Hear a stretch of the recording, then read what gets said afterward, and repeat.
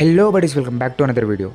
Yes, after alpine steps complete కాగానే వెంటనే కొండపైన ఒక లాకర్ తీసుకొని ఉన్న లగేజ్ మొత్తం అందులో సర్దేసి ఫాస్ట్గా దర్శనానికి అయితే స్టార్ట్ అయిపోయాం.